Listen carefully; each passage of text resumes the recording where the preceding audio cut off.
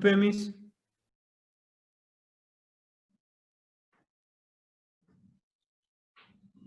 Sí, Hoy ocuparemos las 3 horas.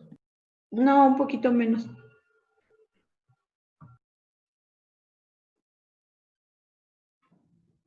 Gracias.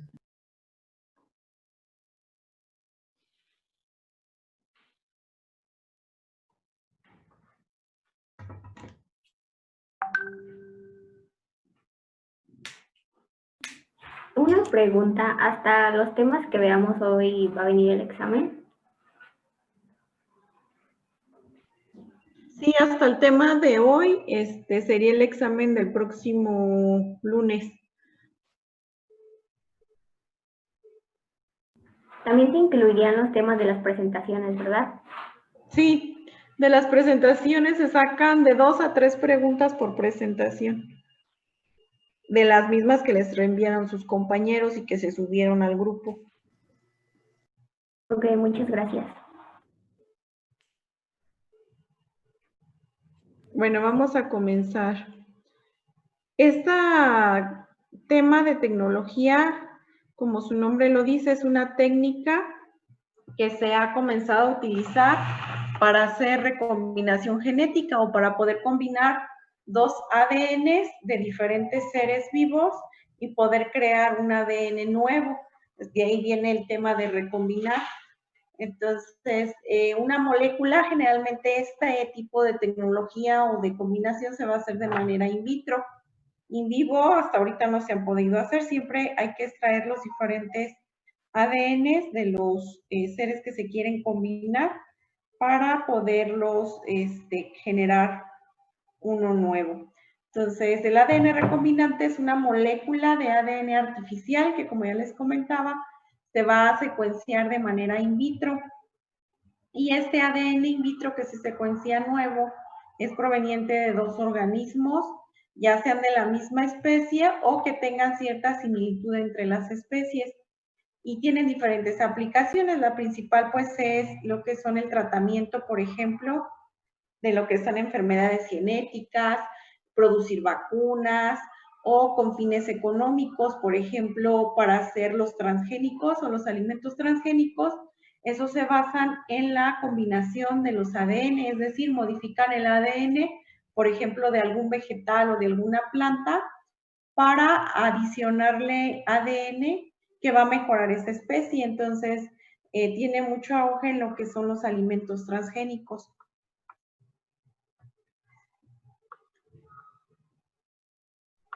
Entonces, cuando manipulamos ese ADN de cualquiera de los organismos, estamos llevando a cabo una cierta modificación. Y la adición del nuevo ADN al organismo que nosotros queremos modificar va a tener características y por lo tanto va a expresar nuevos rasgos, tanto genéticos como rasgos físicos. La producción de la proteína que va a generar ese ADN que está combinado o recombinado, también se van a llamar como proteínas recombinantes, que es el producto de la combinación de 2 ADNs de diferentes especies.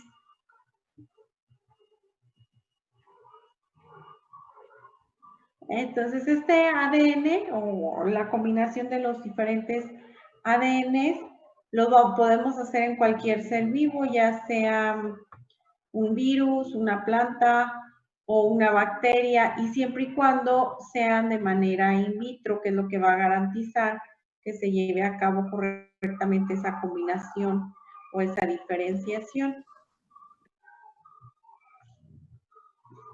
Para poder combinar lo que son la hebra o secuencias de ADN, vamos a requerir de unas enzimas que nos ayuden a cortar los segmentos de ADN que nosotros vamos a querer combinar. Estas enzimas se conocen como enzimas de restricción o endonucleasas de restricción, que nos van a ayudar a cortar lo que son las hebras de DNA. Las nucleasas que se conocen y cortan al ADN de manera interna se denominan como endonucleasas, y las nucleasas o las enzimas que van a recortar y degradar lo que es el ADN de los extremos se conoce como exonucleasas. Ambas tienen la misma función de cortar lo que es el ADN. Se conoce como ADN blanco la secuencia de ADN que nosotros vamos a cortar y se va a conocer como el vector la célula que vamos a utilizar para combinar o para depositar ese ADN que nosotros cortamos.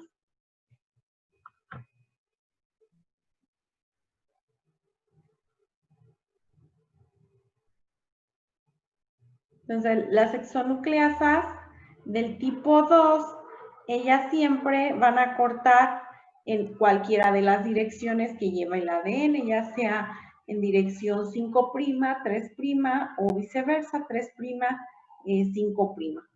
Ahí en la imagen ustedes pueden ver cómo esas enzimas de restricción cortan segmentos de ADN.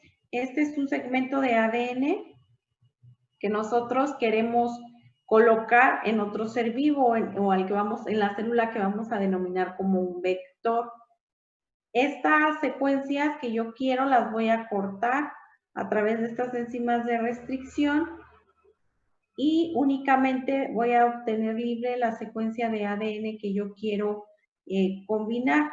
Entonces, quiero combinar estos dos ADNs que son completamente diferentes. Entonces, hago mis recortes a través de mis enzimas de restricción y los uno a través de las enzimas ligasas y por lo tanto voy a obtener una secuencia de ADN nuevo. Esta secuencia de ADN nuevo se conoce como ADN recombinante.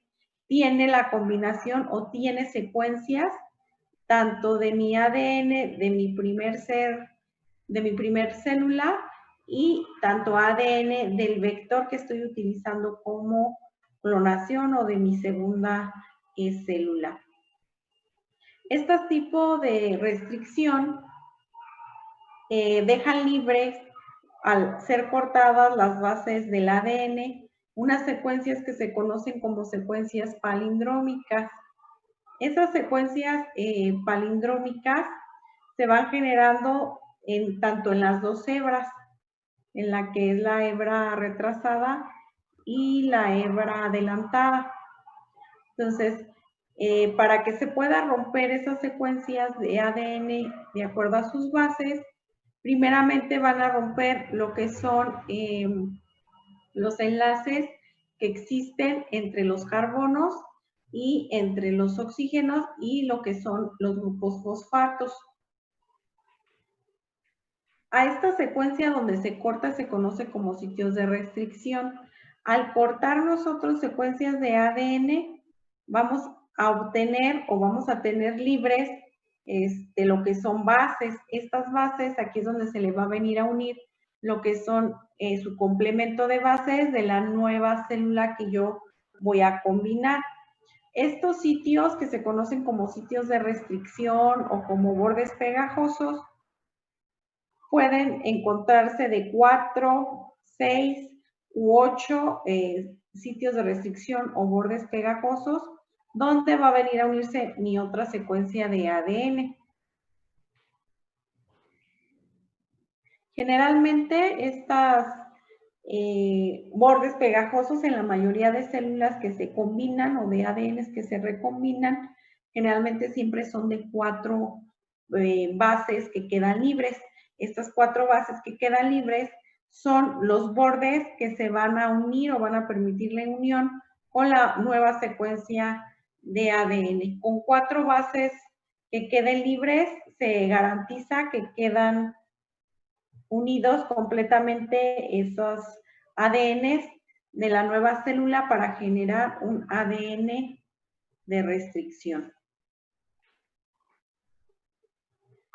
Entonces, si vemos todo el proceso de cómo se lleva a cabo la recombinación del ADN, lo podemos simplificar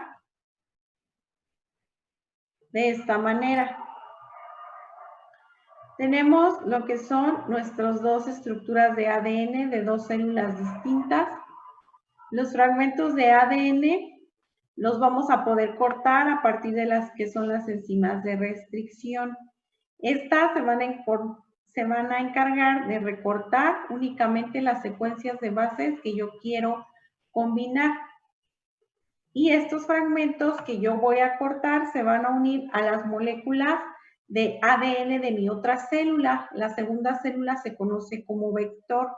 Este vector tiene la capacidad de poderse replicar automáticamente en una célula huésped y va a facilitar que la manipulación y el ADN que se recombinó se pueda desarrollar a más células sin ningún problema. Entonces, y ya lo vemos dentro de un vector, aquí en la estructura que ustedes ven en color verde, este es mi gen o mi ADN que yo ya combiné. Para que esta nueva secuencia de ADN se pueda replicar, lo tengo que colocar en un vector o en una célula que va a ser mi vector, es como mi vehículo que me va a ayudar a que ese ADN nuevo que combiné de dos células distintas se reproduzca. Entonces, ¿qué es lo que hago? Pues corto las secuencias del ADN de mi vector y en los extremos pegajosos, que ya dijimos que pueden ser de 4, 6 u 8 bases que quedan libres, aquí llega y se pega lo que son los segmentos pegajosos del ADN que yo combiné. De tal forma que voy a tener a mi estructura o a mi nueva célula que se conoce como mi vector, para que ese vector pueda comenzar a replicar esa célula y las células que se estén replicando o las células hijas tengan las características nuevas del ADN que yo combiné de dos células diferentes. ¿Qué es lo que sucede? Por ejemplo, se utilizan como vectores muchas bacterias. Una de las bacterias que se utiliza como vector para poder combinar dos ADNs es E. coli. E. coli es una de las bacterias que causan enfermedades gastrointestinales, más sin embargo es una de las bacterias más simples que se utilizan generalmente para llevar a cabo este tipo de inserción de ADN. Entonces, si yo utilizo esta bacteria, mi E. coli, como el vector y añado lo que es el ADN, las células nuevas que va a generar esa bacteria de E. coli va a ser con información genética de mi ADN que yo combiné. Y los segmentos de ADN que yo combiné, que también se denominan como ADN clonado, se dice que están clonados porque la información que yo voy a depositar de esos ADNs van a ser una copia muy semejante a lo que son, en este caso, pues sería mi célula original.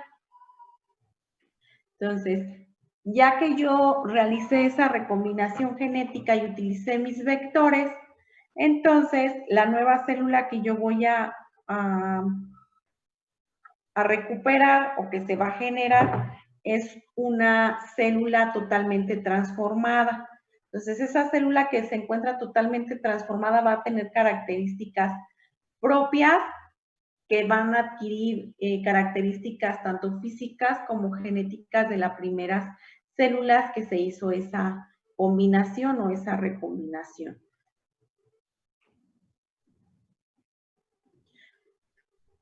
Lo que sucede o las situaciones que a lo mejor han ustedes escuchado es hablar de lo que son la llamada clonación, que alrededor de los años 90 tuvo mucho auge porque se comenzaron a hacer las primeras clonaciones.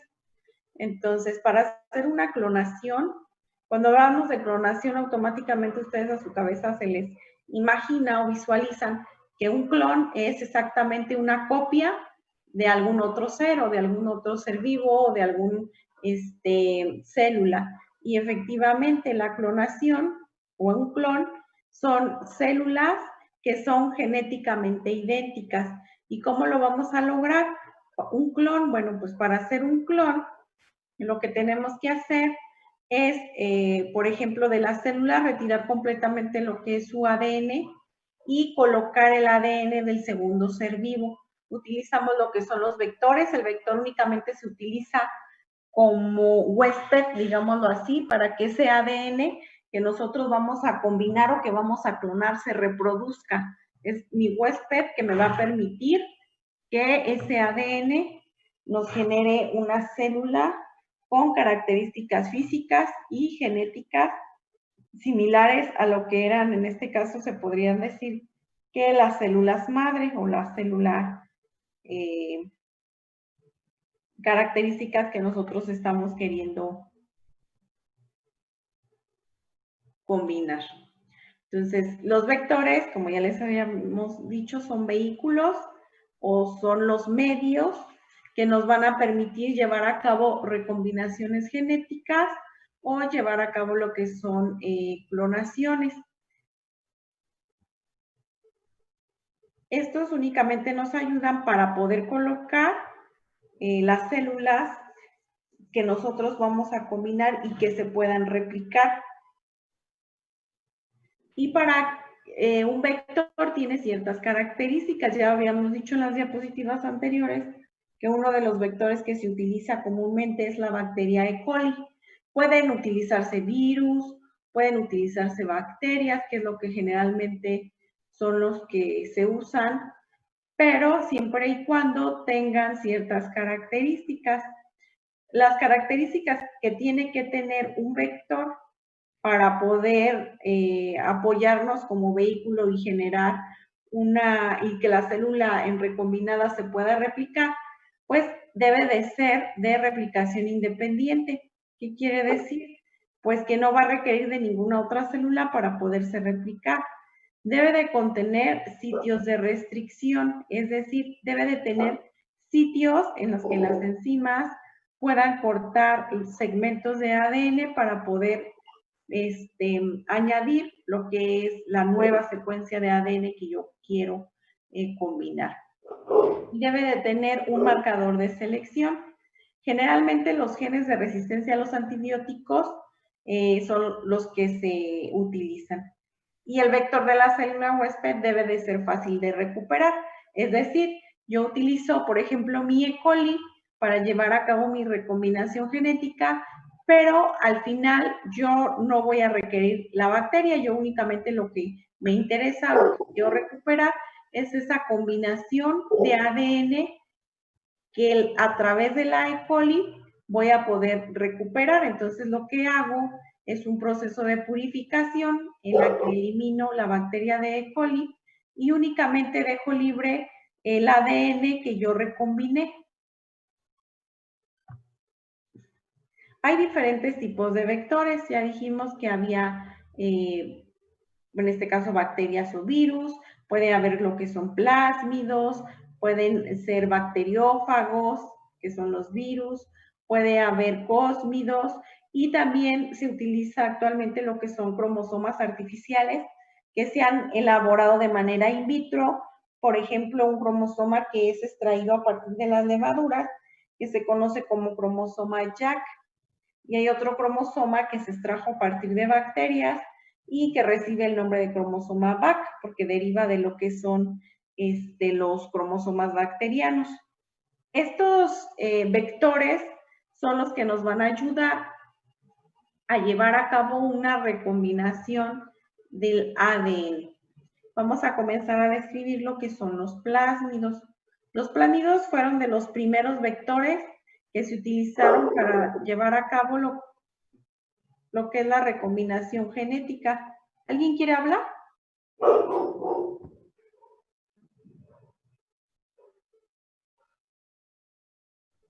Creo que no. Creo que no.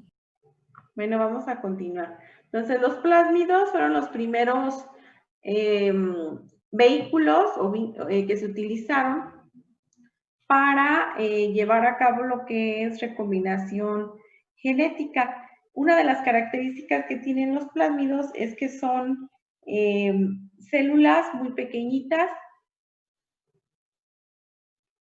y poseen moléculas de ADN de doble cadena que son estrocromosómicas, quiere decir que no se encuentran en lo que son propiamente el cromosoma o el núcleo. Y los podemos encontrar de manera natural y se replican automáticamente dentro de lo que son las células bacterianas. Entonces, esos plásmidos tienen la característica de, por qué no encontrarse en el núcleo ni envueltos o formando lo que son cromosomas, pueden extraerse muy fácilmente de lo que es la célula y poder utilizarlos para hacer lo que es recombinación genética. Otro de los vectores que también mencionábamos es el bacteriófago lambda. Lambda se ha utilizado también como vector, pero únicamente se utiliza el tercio central de todo lo que conforma parte de su cromosoma. Y esta secuencia de su tercio central de ADN es el que nosotros vamos a poder modificar. ¿Por qué? Porque tiene características muy simples. Este bacteriófago es un virus. Si se fijan ahí en la estructura, este es un virus que por su estructura que tiene como si fuera una araña, por eso es que se denominan como bacteriófagos, es una clasificación de los virus. Entonces, el bacteriófago, que es un virus, también se utiliza para hacer lo que es recombinación genética. Y los cosmidos, que ya dijimos que esos también se adquieren de los diferentes tipos de cromosoma, tienen secuencias que se denominan como secuencia COS. Estas secuencias COS son secuencias de ADN que nos van a permitir generar mayor secuencias o mayor cantidad de bordes pegajosos que nos van a permitir que el ADN que nosotros queremos pegar o combinar se adhiera muy bien a estas estructuras o a su estructura de ADN que son los cosmidos. Un cosmido, una de las características que lo hacen de importancia es que puede transmitir o transportar alrededor de 50 kilobases de ADN, entonces tienen mucha capacidad para poder permitir la adhesión del ADN que nosotros queremos combinar. Y el vector JAK, como ya lo habíamos dicho, son cromosomas que se extrajeron de lo que son levaduras artificiales de manera in vitro, y una de las características que tiene este vector es que tiene sus telómeros en lo que son los extremos y tiene un solo origen de replicación. Entonces, al tener un solo origen de replicación, permite poder dar seguimiento exacto en qué número de replicación va ese ADN que nosotros estamos combinando. Y también permiten clonar grandes cantidades o un segmento muy grande de hebra de ADN de 100 a 100,000 kilobases. Entonces, estos vectores, lo que es el vector JAK y el que vimos en la diapositiva anterior, que son los cosmidos, tienen una capacidad grande, a diferencia de los plásmidos, para poder poseer y adherirse regiones más largas de ADN.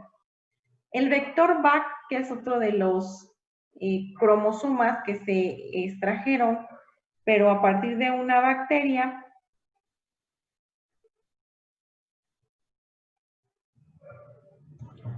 también posee la capacidad de poder transmitir grandes cantidades de ADN que nosotros estamos combinando. Él tiene la capacidad de poder transportar alrededor de 300 kilobases. Entonces, tanto el vector JAK como el BAC son los que tienen mayor capacidad para poder insertar mayor cantidad de pares de bases de ADN. ¿Qué es lo que les mencionaba anteriormente de cómo es o qué aplicaciones tiene lo que es la combinación o recombinación del ADN? Una de las funciones o aplicaciones que tiene, por ejemplo, es a partir de la producción de medicamentos. Actualmente muchos de los medicamentos que se están generando, que genera la industria farmacéutica, pues es a partir de esta técnica de combinar lo que es el ADN. Anteriormente, las personas, por ejemplo, que requerían insulina, pues la insulina era muy escasa porque se producía en pocas cantidades. Mas, sin embargo, cuando entró o tuvo auge el descubrimiento de la tecnología del ADN y la recombinación de los genes, se pudieron producir en grandes cantidades la insulina. No sé si por ustedes tengan familiares diabéticos o algún día por curiosidad han visto un frasco de insulina. Muchas de las insulinas que los pacientes se administran dice insulina producida a partir de ADN recombinante. Su etiqueta o su embalaje trae esa leyenda, que se produce a partir de ADN recombinante. Entonces, ¿qué es lo que hacen las industrias para generar grandes cantidades de insulina? Pues lo hacen a partir de esta técnica. Ellos ocupan lo que es un plásmido. Prefieren utilizar un plásmido y no un cósmido ni un bacteriófago Jack, porque el plásmido, el inconveniente que tiene es que puede transportar pequeños números de pares de bases, más sin embargo, la ventaja que tienen los plásmidos es que el ADN que se va a combinar se puede recuperar muy fácil. Entonces, ¿qué es lo que utilizan ellos para generar lo que es la insulina? Pues hacen uso de lo que son un plásmido, recortan una pequeña secuencia del ADN de ese plásmido y en este espacio colocan lo que es el gen que codifica para la insulina humana. Es decir, de un ser humano extraen este gen que va a codificar para la insulina y lo van a insertar en este plásmido. ¿Cómo lo insertan? Bueno, pues lo cortan a través de las enzimas de restricción y lo pegan a través de los bordes pegajosos, que son secuencias alrededor de 4 bases que quedan libres y que le van a permitir esa unión. Entonces, al final, ¿qué es lo que hace? Pues tenemos por completo, ahora sí, mi combinación genética, que es el ADN de mi plásmido más una secuencia del ADN del gen que va a codificar para la insulina. Este plásmido, que ya tiene combinados estos dos genes, entonces se insertan en lo que son las células de E. coli. E. coli es una bacteria que también es muy simple, es muy sencilla, y insertamos el plásmido, lo insertamos en lo que es la bacteria E. coli, y al insertarla, mi célula de E. coli lo que va a hacer es que va a comenzar a llevar a su ciclo celular, lo va a comenzar a llevar a cabo, llevando a cabo lo que es la replicación celular. Entonces, al llevar a cabo esa replicación celular, este plásmido que yo inserté en esa célula se va a autorreplicar. Va a comenzar lo que es la replicación de esa bacteria y al final voy a tener grandes colonias o grandes producción de E. coli, y esa E. coli o todas esas E. coli, bacterias E. coli hijas que se van a estar generando, van a tener ese gen que va a codificar para la insulina. Entonces, ¿qué es lo que hago? Ya cuando tengo grandes cantidades producidas de E. coli, entonces lo que voy a hacer es que como la E. coli es dañina para el ser humano, entonces la voy a eliminar a través de un proceso de purificación. El proceso de purificación consiste en destruir la bacteria E. coli, destruir sus membranas celulares y sus organelos, pero únicamente conservar lo que es este plásmido que ya se duplicó y multiplicó infinidad de veces en estas células de E. coli, y únicamente voy a romper lo que es el plásmido y dejar mis secuencias que codifican para la insulina. Entonces, de esta forma, elimino la E. coli y todos sus organelos celulares y únicamente me quedo con los genes que fueron codificantes para la insulina. Esos genes que codifican para la insulina finalmente van a formar lo que son proteínas, y la proteína codificante, pues entonces ahora sí la vamos a obtener en forma de insulina. Para llegar a este proceso de la insulina como la conocemos, tiene que pasar por varios procesos de purificación, que primero es garantizar el rompimiento celular, garantizar y hacer varios estudios de purificación para ver qué cantidad de insulina estamos produciendo por colonia de E. coli. Entonces, si esa E. coli la eliminamos por completo y garantizamos que la insulina que se produjo es 100% pura, quiere decir que es 100% pura, pues que no tenga residuos de ninguna otra bacteria, porque si presenta residuos, pues, y al administrarlo a los seres humanos, pues en lugar de hacerles un bien, se les va a generar un mal, porque los vamos a estar infectando de este tipo de bacteria. Entonces, en la actualidad, así es como se está produciendo lo que es la insulina, a partir de plásmidos y combinación de genes, en este caso, pues el gen de la insulina, utilizando como vector lo que es la bacteria E. coli. ¿Tienen alguna pregunta hasta aquí de este proceso? ¿Este proceso se utiliza nada más para la insulina o para todos los hormonales que se venden de las farmacéuticas?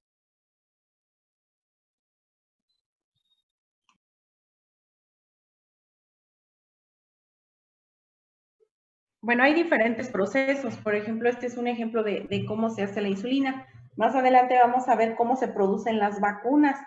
Las vacunas, ya cuando se tiene la patente como tal, que ya se descifró cuál es el ADN del virus o de la bacteria a la cual contra la cual va a actuar esa vacuna, entonces uno de los procesos es muy parecido a este. Hay otros fármacos que se producen, por ejemplo, a partir de otro tipo de muestras. Por ejemplo, para producir algunos hormonales, como usted menciona, hay hormonas, por ejemplo, en el caso de ginecología o personas que tienen deficiencia en alguna hormona, por ejemplo, la folículo estimulante o la LH, en el caso de las mujeres, hay medicamentos que contienen exactamente hormonas, por ejemplo, la LH o la FSH. ¿Cómo se extrae esas hormonas y se transforman en medicamentos? Bueno, pues en el caso de la FSH, para poderla obtener, se obtiene a partir de la orina de mujeres menopáusicas. Esa orina pasa a través de varios procesos de purificación y al final de todos esos procesos de purificación obtenemos libre lo que es la hormona LH.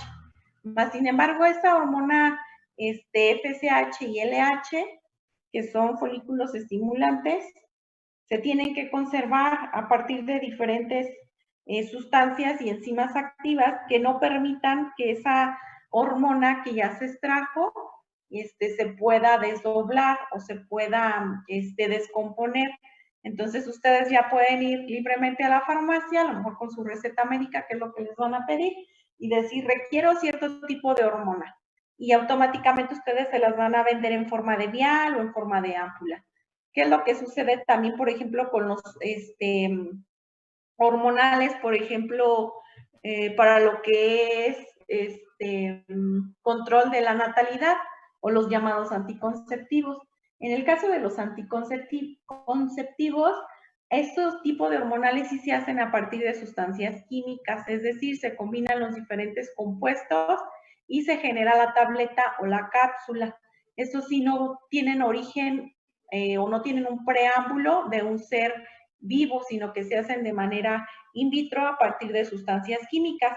Más sin embargo, las hormonas que sí son directamente o hormonas que produce el cuerpo, por ejemplo, la insulina, por ejemplo, la hormona que ahorita mencionaba de la FSH, esas sí requieren de algún tipo de transformación génica o de la recuperación de ciertos fluidos corporales para poderla obtener o para poderla extraer.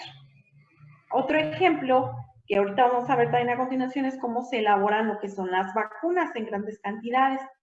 Pero antes de eso, para que se pueda llevar a cabo lo que es una recombinación genética o poder extraer ciertas regiones de ADN de una célula a otra, tenemos que conocer completamente toda la secuencia genética de la célula que nosotros queremos clonar o de la célula que nosotros queremos recombinar. Esta información de todos los genes, cómo se encuentran secuenciados, se tienen en lo que son las genotecas. Las genotecas son como si fueran las bibliotecas genómicas en la que vamos a encontrar automáticamente todos los genes o seres vivos que conocemos, todo su genética, cómo es de que tienen sus combinaciones, cuántos cromosomas tienen, cómo se combinan y demás. Entonces, ya sabiendo el gen de cada ser vivo, cómo está compuesto, esto facilita mucho lo que es hacer este tipo de recombinación genéticas, porque ya sabemos qué gen nos va a codificar para ciertas enfermedades, qué gen se ve alterado, por ejemplo, en algunas patologías como el cáncer, o qué gen es el que codifica para ciertas características físicas. Entonces, nosotros podemos hacer modificaciones de esos genes. Es por eso, por ejemplo, cuando se lleva a cabo lo que es